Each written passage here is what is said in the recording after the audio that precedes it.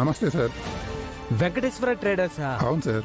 ఏంటి సార్ 10 రోజుల నుంచి కాల్ చేస్తుంటే అసలు రెస్పాన్స్ ఎవరేంటి? క్షమించాలి భద్రం గారు, ఈసారి కొంచెం ఆలస్యమైంది.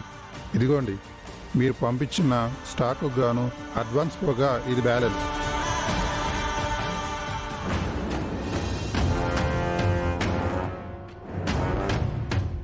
అవును సార్. మేడం గారు లేరా? ఇప్పటి వరకు మా అత్తయ్య ఎందుకుంటారండి? ఆ?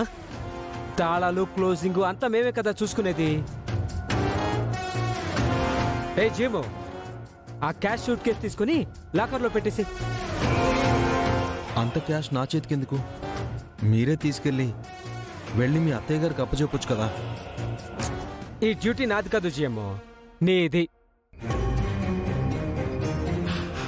జిఎంవి చైర్మన్ గారికి ఈ లెక్కలు చెల్లింపులు ఏవైనా నీ చేత్తోనే అప్పచెప్పాలి.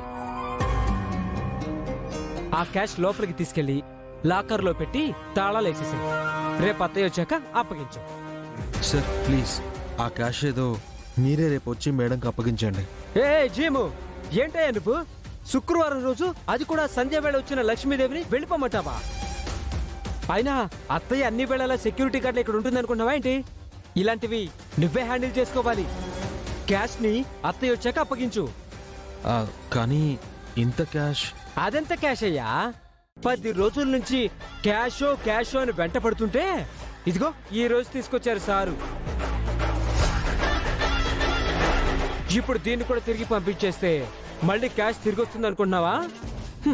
వెళ్ళి లోపల పెట్టి లాకర్ కి బలంగా తాళం వేయి.